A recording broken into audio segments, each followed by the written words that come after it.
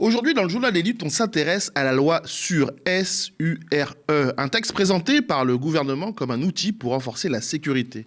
Mais derrière cet objectif affiché, des voix s'élèvent, notamment du côté des avocats, pour alerter sur un risque, celui d'un affaiblissement des libertés et d'une justice de plus en plus rapide au détriment des droits de la défense. Car au cœur des critiques, il y a aussi une évolution des pratiques judiciaires avec le recours croissant au plaidé coupable. Une procédure qui permet de juger plus vite mais qui interroge. Est-ce qu'on rend mieux la justice ou est-ce qu'on la simplifie à l'excès?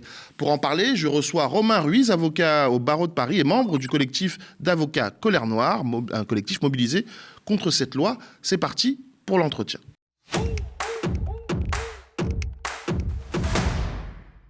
Bonjour Romain, merci d'être avec nous. Bonjour. Et avant de rentrer dans le vif du sujet, je vous propose de regarder le reportage de mes collègues Romain Madoud et Andrei Manivit. Ils étaient à la manifestation des avocats et magistrats contre cette loi. C'était il y a quelques jours.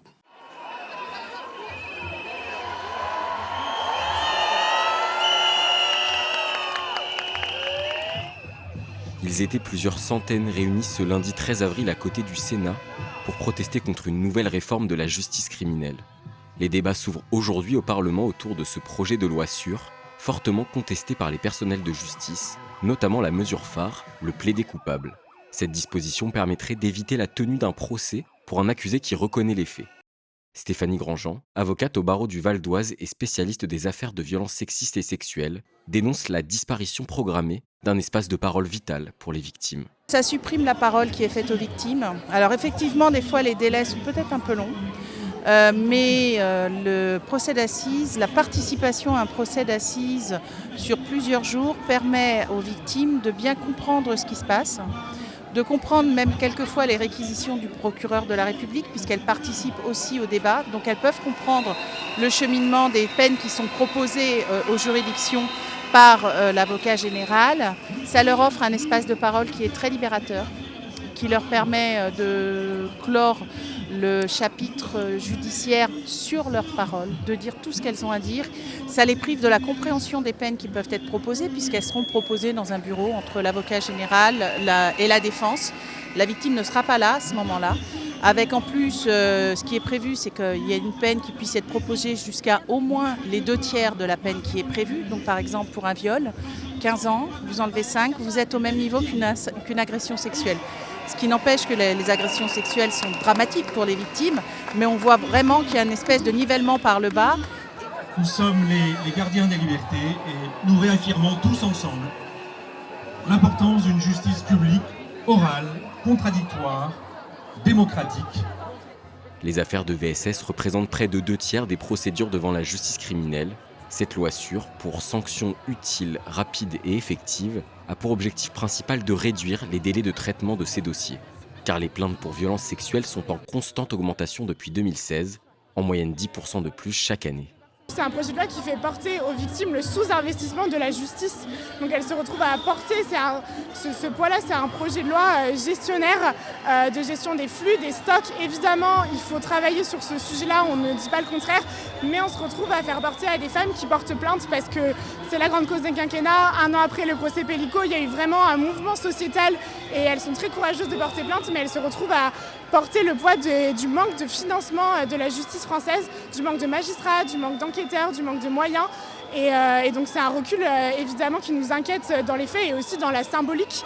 C'est un projet de loi un an après le procès Pellico qui n'est pas à la hauteur de ce qu'on attend et de ce qu'on devrait avoir dans la justice française de 2026 en France. Vous reconnaissez, il était un ministre qui voulait tout changer. Tant pis pour les victimes, vous n'aurez pas de procès. 3 pas en avant, 3 pas en arrière, 3 pas sur le côté et 3 pas de l'autre côté. Le manque de moyens mis à disposition de la justice est critiqué depuis longtemps par les syndicats du secteur. C'est le cas de Margot Faure, avocate mobilisée devant le tribunal de Paris quelques heures plus tôt et membre du SAF, le syndicat des avocats de France. Ce qu'il faut augmenter aujourd'hui, c'est les moyens de la justice, c'est augmenter le nombre de magistrats, c'est augmenter le nombre de greffiers, c'est pas accélérer la procédure au détriment de la qualité de celle-ci. Pour elle, le plaidé coupable risque aussi d'éloigner la justice des citoyens. Dès la reconnaissance des faits, à la fin de l'instruction, il y aura un entretien avec un procureur pour négocier la peine qui sera ensuite simplement homologuée par un juge. Et c'est seulement à ce moment-là que la victime pourra intervenir et donc il n'y aura plus aucune confrontation entre la victime, il n'y aura plus les témoignages aussi qui sont très importants dans des procès d'assises. On perd toute la vertu en fait, qu'on avait auparavant. Aujourd'hui dans les cours d'assises, ça a déjà été diminué avec les cours criminelles départementales et aujourd'hui on prive encore par ailleurs l'accès aux cours criminels, l'accès aux cours d'assises aux jurés. C'est-à-dire qu'aujourd'hui, les jurés peuvent être tirés au sort. Vous savez, sur les listes électorales, on est tiré au sort pour être juré, parce que la justice est rendue au nom du peuple français. Et aujourd'hui, avec ce projet de loi, on éloigne encore le citoyen de la justice. Parce que l'adoption de ce projet de loi viendrait sacrifier les principes qui fondent notre justice au profit d'une logique de rendement purement répressive. Nous nous opposons au plaidé-coupable criminel, à une justice au rabais qui éloignerait les citoyens et les juges indépendants de la justice criminelle et lui ôterait sa noblesse, son aspect pédagogique et cathartique et ses vertus réparatrices.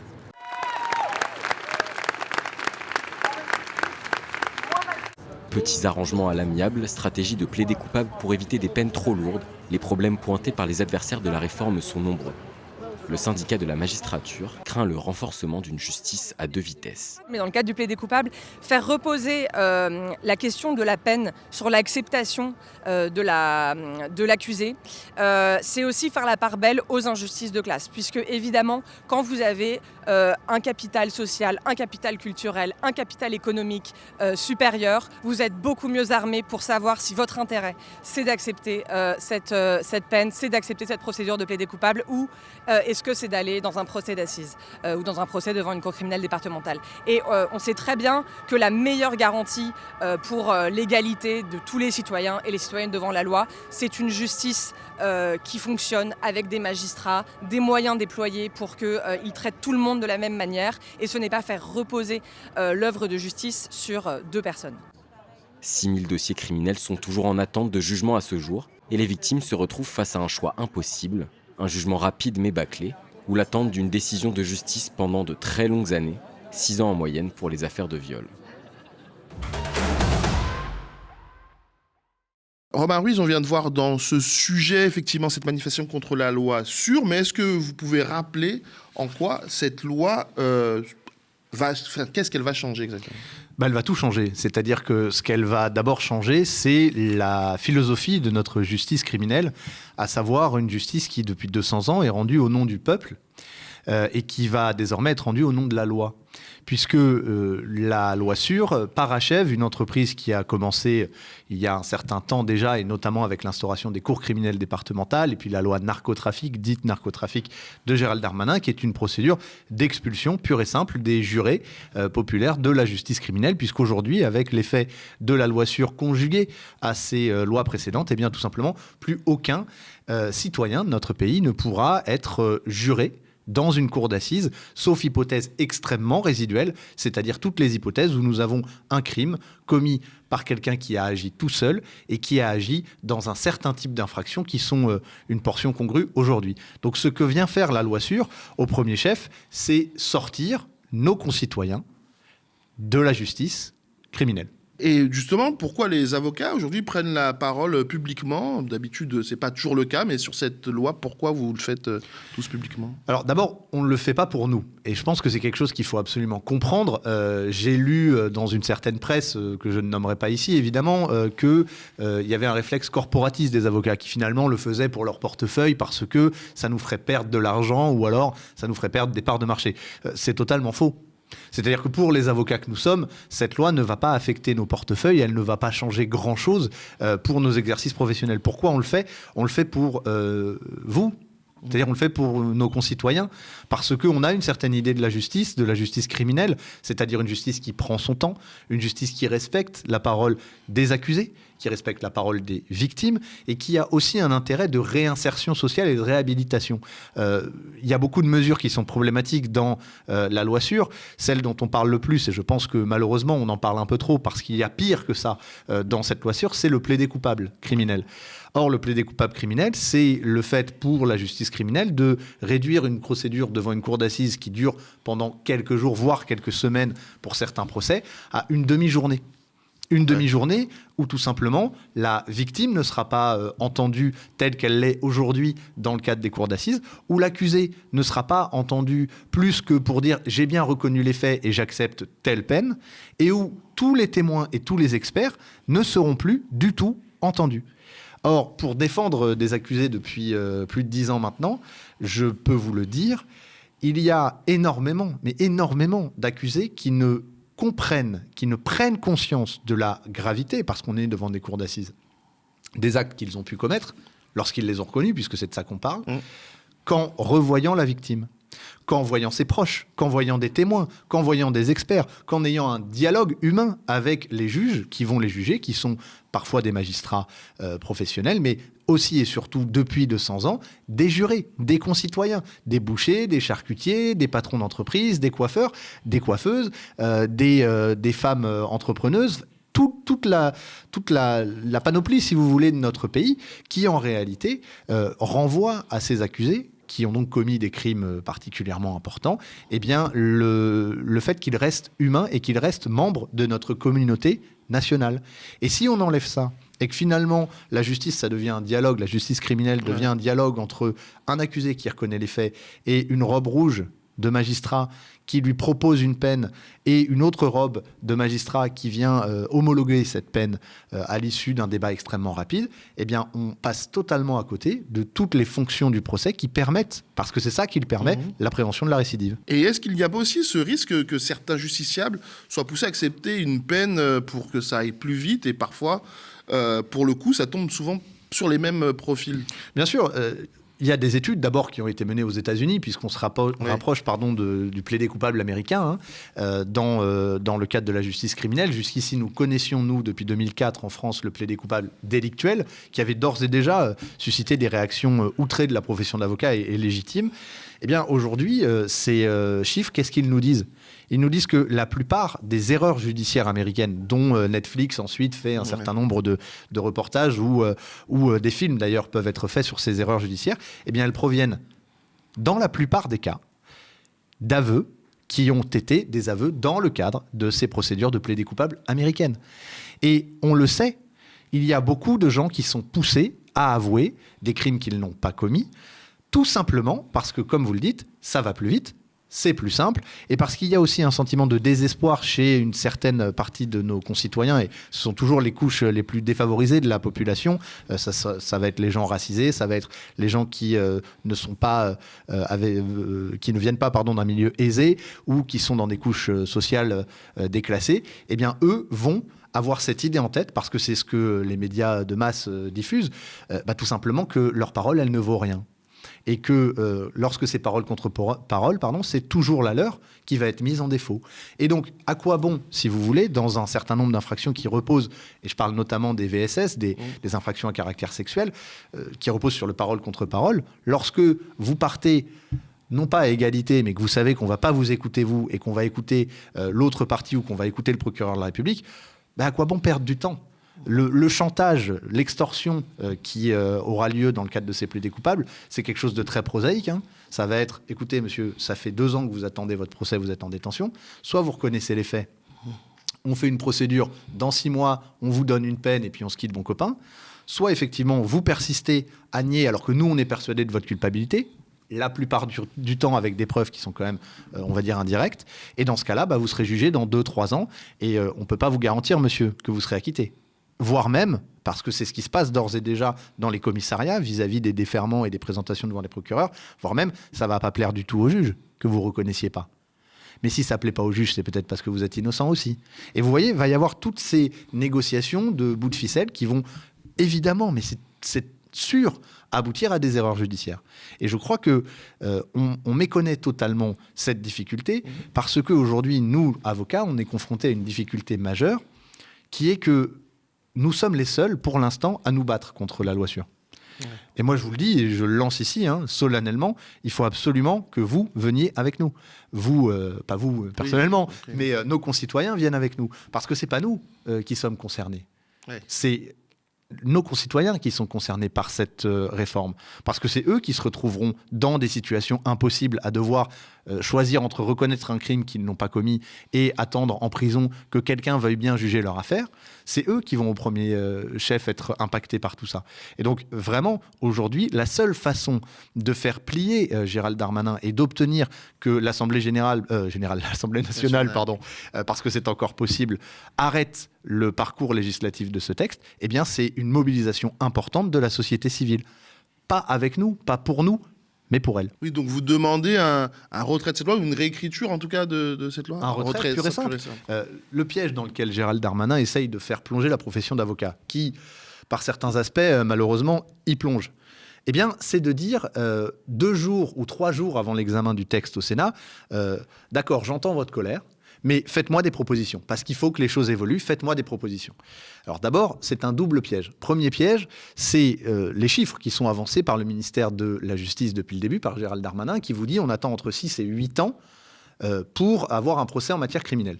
D'abord, ces chiffres, premièrement, je le dis, sont faux. C'est-à-dire que quand on les présente comme ça, on a la sensation, que pendant 6 ans, il ne se passe rien, qu'on attend, que la victime attend chez elle sur son canapé et qu'un jour on va la sonner en disant venez demain matin, il y aura un procès. C'est pas du tout comme ça que ça se passe. Dans ce délai, si tant est qu'il soit vrai, eh bien, il y a toute une phase d'enquête lors de laquelle tout simplement les enquêteurs font leur travail, les magistrats font leur travail, les avocats font leur travail pour découvrir la vérité. Parce que ça reste ça quand même, on va dire, le fil d'une procédure criminelle. Donc, premièrement, lorsqu'on vient vous donner un chiffre comme ça sans le décortiquer, sans en donner finalement le calcul, eh bien, on ment aux gens. Et on sait très bien ce qu'on est en train de faire parce que Gérald Darmanin est tout sauf bête. Deuxième fausseté, ce délai de 6 à 8 ans, ça n'est pas les chiffres qui aujourd'hui existent en source ouverte et dont nous avons récolté le produit avec le collectif Colère Noire, qui parle plutôt de 3 ans pour arriver à une procédure de jugement, l'enclenchement d'une procédure de jugement devant les cours criminelles ou les cours d'assises. Donc en réalité, il y a un premier mensonge et un premier piège qui est tendu par Gérald Darmanin, c'est de gonfler des chiffres dont on ne sait pas d'où ils sortent pour venir dire il y a une urgence absolue à réformer la procédure criminelle. Ça, c'est déjà faux. Deuxième piège, Gérald Darmanin qui n'a consulté pour ainsi dire, aucun avocat, en tout cas peut-être 1 ou 2 avocats qui ont bien voulu se prêter au jeu, mais qui ne sont pas représentatifs évidemment de toute la profession, qui n'ont pas participé à l'élaboration de la loi, aux travaux parlementaires. Ça, c'est faux. Et Gérald Darmanin, que vient-il faire 5 jours, et c'est factuellement, alors 5 ou 7, je ne sais plus, mais quelques jours avant l'examen du texte au Sénat, il vient dire, vous les avocats, j'ai entendu votre colère, faites-moi des propositions, parce qu'il y a urgence, on a vu que cette urgence n'existait pas, faites-moi vos propositions. Mais quelle proposition est-ce qu'on va lui faire ? Depuis le début, ce qu'on dit, c'est que l'essence même de cette loi, le principe même de cette loi, n'est pas, et je le dis, admissible. Donc qu'est-ce qu'on va proposer si ce n'est le retrait absolu de cette loi. Venir négocier des bouts de ficelle, comme c'est ce qui se passe d'ailleurs au niveau de la commission des lois du Sénat, puisque le texte a été partiellement réécrit, le délai par exemple pour une victime, pour qu'elle puisse s'opposer, est passé de 10 à 20 jours, on a fait un certain nombre de mesures cosmétiques, vous voyez, pour faire passer la pilule. On a la plus belle d'entre elles, pardonnez-moi c'est un peu long, mais la plus belle d'entre elles de mesures cosmétiques, c'est que pour pallier à une colère qui vient pas que des avocats, mais qui vient aussi des associations, notamment des associations de victimes d'infractions, qui dit il y aura pas de la victime est déclassée, parce que c'est totalement vrai, la victime est déclassée dans cette procédure. Eh bien, on veut une vraie audience. Ce qu'ont fait les rédacteurs du texte, c'est de dire on va créer une audience, alors qu'ils appellent audience solennelle de plaidé coupable criminel, alors j'ai plus le terme en tête, et cette audience, elle est dite solennelle, sauf que lorsqu'on regarde la façon dont elle va se passer, en fait, c'est exactement ce qui se passe au moment d'une homologation d'une peine proposée dans le cadre d'une procédure de plaidé coupable. Donc en fait, il y a plein de petites mesures cosmétiques, on donne des noms pompeux, on dit que c'est une audience solennelle qui n'a rien de solennel, on fait semblant de créer une sorte d'écoute en disant on vous a entendu, on a modifié les choses, mais la réalité c'est que le fond reste vicié, reste profondément pourri au sens littéral du terme, et que bien évidemment que les avocats en grève aujourd'hui, et ceux au niveau national, refusent le principe de la loi. Donc non, on ne va pas négocier, parce qu'on ne négocie pas avec Gérald Darmanin. Tout à l'heure, vous disiez qu'on parle beaucoup du plaidé coupable, mais qu'il y avait pire encore dans cette loi. Est-ce que vous avez un autre exemple qui serait pire que ça ? Alors, il y a la disparition des jurés dont je vous parlais tout à l'heure. Oui, bien sûr. Il a germé dans l'esprit des rédacteurs de cette loi et de Gérald Darmanin qui la porte, l'idée que, alors même que depuis 200 ans, nous choisissons les jurés populaires par tirage au sort sur les listes électorales, c'est ce qui se passe littéralement depuis 1791, sur un principe d'égalité. Le principe du tirage au sort, c'est l'égalité pure et dure.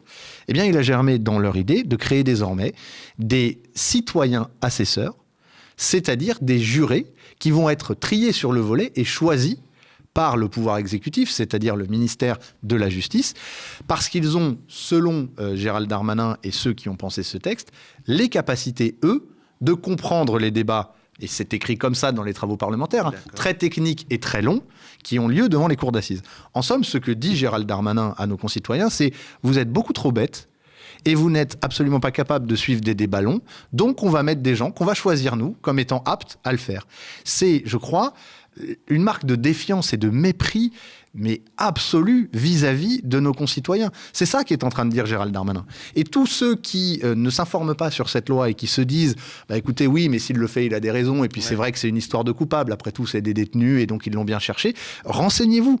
Parce que d'abord et avant tout, ce que dit cette loi, c'est « vous, jurés citoyens, peu importe vos opinions politiques, vous êtes trop bêtes, en réalité, pour suivre des débats à la cour d'assises. » Et c'est notre ministre de la Justice qui vous le dit, par l'effet de cette loi. Et encore une fois, lisez les travaux parlementaires, lisez l'exposé des motifs de la loi, des amendements. C'est ça qu'on est en train de dire à nos concitoyens. Alors que l'expérience qui est la mienne depuis 10 ans devant les cours d'assises, c'est qu'au contraire, les citoyens, quel que soit leur niveau social, leur niveau d'études, leur niveau professionnel, sont parfaitement capables de comprendre les dynamiques humaines d'un crime, qu'il soit reconnu ou pas, et ils sont parfaitement capables d'acquitter et ou de condamner lorsque leur intime conviction a amené à un résultat. Et donc, c'est une entreprise, mais qui est vieille depuis un certain temps, et il faudrait faire une autre émission pour expliquer les raisons pour lesquelles l'exécutif a une défiance vis-à-vis des jurés populaires. C'est parce que, historiquement, les cours d'assises ne sont pas plus laxistes que les magistrats professionnels, mais leurs décisions sont plus aléatoires. C'est-à-dire qu'on ne peut pas les anticiper. Et donc, dans le schéma de répression qui est aujourd'hui celui de notre gouvernement, eh bien, les jurés sont une menace. Parce que tout simplement, on ne sait pas ce qu'ils vont faire. Et donc, je pense que le plus grave, pour moi, c'est ça. C'est cette espèce de crachat au visage de nos concitoyens. Il y en a d'autres, la réduction de la faculté pour les avocats de pouvoir soulever des nullités de procédure. Alors en un mot, les nullités de procédure, d'abord il faut comprendre ce que c'est. Parce que beaucoup de gens pensent que les nullités de procédure, c'est des choses que nous, avocats, nous créons comme des magiciens en sortant de notre chapeau un lapin qui va faire sortir un dangereux criminel de prison. Ça n'est absolument pas ça. Une nullité de procédure, qu'est-ce que c'est ? C'est le constat par la justice de ce qu'un policier ou un procureur ou un magistrat a méconnu l'une des règles du Code de procédure pénale, c'est-à-dire une des libertés fondamentales. Je le dis, un avocat ne peut pas, lui, être la cause d'une nullité de procédure. Physiquement, c'est pas possible.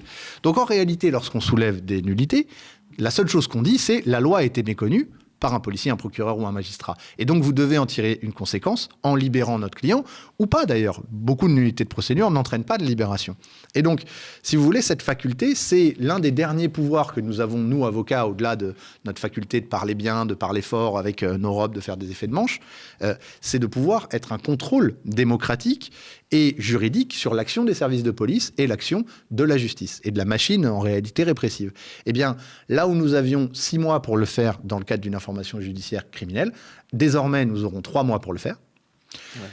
Alors, le texte a été modifié avant-hier au Sénat, c'est-à-dire que maintenant, ce délai de 3 mois n'est plus incompressible, mais il est renouvelé, entre guillemets, lorsque, selon un calcul un peu compliqué, il y a des nouvelles causes de nullité qui apparaîtraient tout au long de l'enquête, parce que, là encore, Gérald Darmanin s'est rendu compte que ça ne passerait pas, tout simplement, au Conseil constitutionnel et que c'était trop attentatoire aux libertés. Donc là encore, on a fait une petite mesurette cosmétique pour venir dire « Regardez, vous aurez toujours le droit de soulever vos nullités ». Mais pourquoi est-ce que cette idée a germé de réduire de moitié le temps dans lequel on va pouvoir soulever des nullités ? Tout simplement, et c'est là encore l'exposé des motifs, c'est écrit, c'est public, c'est l'idée, qui est une idée qui est répandue pour des raisons évidemment répressives, que finalement les avocats emboliseraient la justice parce qu'on soulèverait trop de nullités. Si on soulève trop de nullités, c'est peut-être parce qu'il y a trop de violations des droits. C'est la seule chose que je peux dire à ce stade. Mais très sincèrement, en fait, on est en train de faire porter sur la justice, que ce soit les jurés ou les avocats, ou même les magistrats, d'ailleurs les magistrats indépendants du siège, pas les procureurs de la République, on est en train de faire porter sur les épaules d'acteurs qui n'en sont absolument pas responsables les difficultés, les lenteurs de la justice, plutôt que de s'attaquer au vrai problème, l'absence de moyens. Le fait qu'on criminalise aujourd'hui énormément de choses qui n'étaient même pas des infractions il y a 10 ans et qui augmentent forcément mécaniquement, si vous voulez, le volume de dossiers à traiter. Mais pour ne pas voir cette réalité en face, on va trouver des boucs émissaires, c'est les magistrats, c'est les jurés populaires et c'est les avocats. Effectivement, quand on vous entend, et en même temps vous décrivez très bien ce qu'est cette loi, on se dit que déjà on peut avoir le sentiment qu'il y a une justice à 2 vitesses, mais là ça va être en gros plus que 2 vitesses, c'est-à-dire qu'il y a vraiment on va se retrouver face à une justice injuste. Si ça, effectivement, je comprends pourquoi vous tirez la sonnette d'alarme, pourquoi vous dites que c'est pas simplement les avocats, mais ça nous concerne tous. Ce sentiment que la sécurité aujourd'hui, Gérald Darmanin était ministre de l'Intérieur, maintenant ministre de la Justice, est devenu un argument politique qui justifie tout et dont un changement de la loi. Oui, ce que nous disons nous depuis le début avec le collectif Colère Noire et d'autres, c'est que Gérald Darmanin est un ministre de l'Intérieur qui s'est perdu place Vendôme au ministère de la Justice. Il a peut-être pas pris la bonne sortie du périphérique et tout simplement il s'est retrouvé dans des habits qui ne sont pas les siens, puisqu'il n'a en réalité jamais quitté son costume de ministre de l'Intérieur. Et toutes les mesures qu'il a mises en œuvre sont des mesures qui systématiquement visent à plus de répression, plus de réduction des droits, parce que ce qu'il veut, c'est que la justice soit à ses ordres. C'est ça la réalité. Il veut tout simplement pouvoir contrôler l'action des magistrats. Je vous donne un exemple très concret. Depuis quelques années, les directives individuelles, c'est-à-dire les consignes individuellement données au procureur par le ministre de la Justice sur tel ou tel dossier, n'existent plus. On a considéré qu'il y avait un problème d'indépendance, et c'est totalement légitime, et on a supprimé les directives individuelles. Par contre, existent encore les directives générales et les circulaires de politique générale. C'est-à-dire le ministre de la Justice qui dit au procureur « Moi, je veux que vous accentuiez la répression sur ce type d'infraction.